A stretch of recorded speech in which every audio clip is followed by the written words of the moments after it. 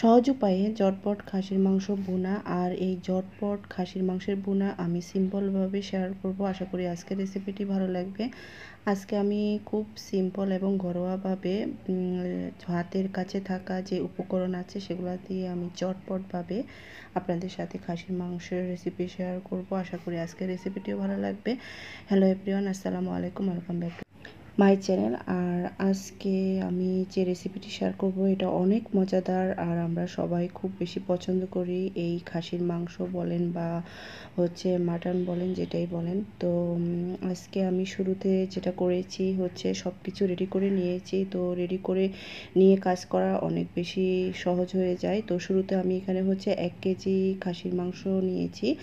আর খাসির মাংসটা আমি প্রথমে ধুয়ে পরিষ্কার করে নিয়েছি। আর নিয়েছি হচ্ছে পেঁয়াজ, কাঁচামরিচ, টমেটো। তো শুরুতে খাসির মাংসটা একটা পাতিলে নিয়ে দেন আমি হচ্ছে পেঁয়াজ, কাঁচামরিচ, টমেটো একসাথে দিয়েছিলাম হচ্ছে এলাচ, দারচিনি, তেজপাতা। এগুলা ধুয়ে নিয়েছি। ধুয়ে আমি 2 টুকরা করে তেজপাতা এবং 2 টুকরা এলাচ, 2 টুকরা দারচিনি করে দিয়েছি হচ্ছে আদা বাটা, রসুন বাটা, জিরা গুঁড়া এগুলা দিয়েছি 1 টেবিল চামচ পরিমাণ।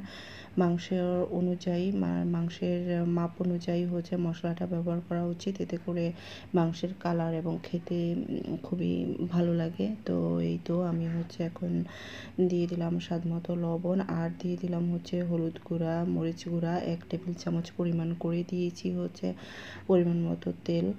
আর হচ্ছে এখন হাতে মেখে নিব। সব মশলা দেওয়া হয়ে গেছে। আর এটা যত বেশি হাত দিয়ে এখন মাখানো হবে এটার টেস্ট অনেক ভালো আসবে। হাতে যদি সময় থাকে অবশ্যই এটা মাখিয়ে দেন হচ্ছে 1 ঘন্টা রেস্টের জন্য রেখে দিবেন। এতে করে মাংসের ভিতরে মশলাটা ভালোভাবে মিশে যায়, এতে করে মাংসটার স্বাদটা দ্বিগুণ বেড়ে যায়। তো আমি হচ্ছে এটা হাত দিয়ে মেখে দেন আমি 1 ঘন্টার জন্য ঢাকনা দিয়ে রেস্টে রেখে দিব। এতে করে মশলাটা ভালোভাবে মাংসের সাথে মিশে যাবে। তো আমি এটা ভালোভাবে হাত দিয়ে মেখে নিয়েছি। আর খাসির মাংস কার কার পছন্দ অবশ্যই কমেন্ট করে জানাবেন, বা আজকের এই ঝটপট সহজ উপায়ে খাসির মাংস ভুনাটা কেমন হয়েছে অবশ্যই কমেন্ট করে জানাবেন। আর আজকের রেসিপিটি যদি ভালো লাগে অবশ্যই আমার চ্যানেলটিকে সাবস্ক্রাইব করে অল নোটিফিকেশন অন করে দিবেন। হাতে মেখে নিয়েছি সুন্দর করে। এবার হচ্ছে আমি সামান্য একটু পানি দিয়ে দিব। পানি দিয়ে আমি আরেকটু মেখে দেন হচ্ছে আমি ঢাকনা দিয়ে দিব 1 ঘন্টার জন্য। ঠিক 1 ঘন্টা পরে আমি চুলার উপরে এটা বসিয়ে দিব। তো এই তো দেখতেই পাচ্ছেন 1 ঘন্টা হয়ে গেছে আর মশলাটাও ভালোভাবে মাংসের সাথে মিশে গেছে। এবার হচ্ছে আমি চুলায় বসিয়ে দিলাম। চুলায় বসিয়ে এবার আমি ঢাকনা দিয়ে দিব। আর এটা হচ্ছে এখন আমি ভালোভাবে কষিয়ে নিব।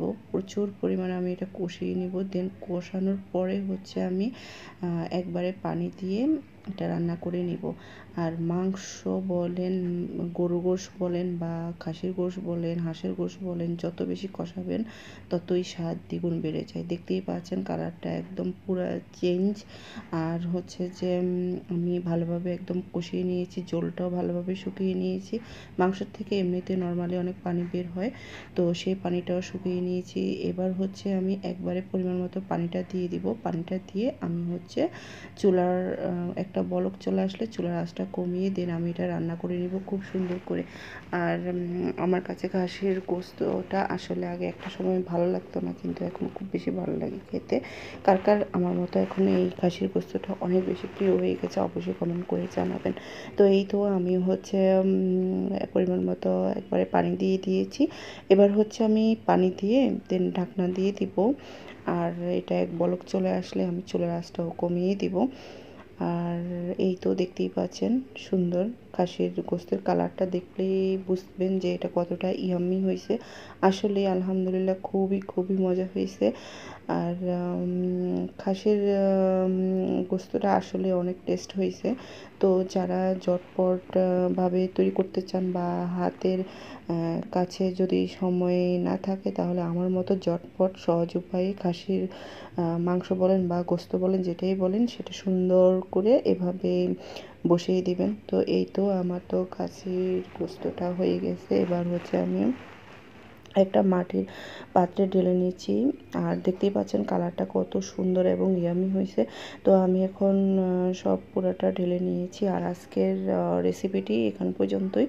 আজকের রেসিপিটি যদি ভালো লাগে অবশ্যই কমেন্ট করে জানাবেন। আর আজকের মতো এখানে বিদায় নিই। সবাই ভালো থাকবেন। আল্লাহ হাফেজ।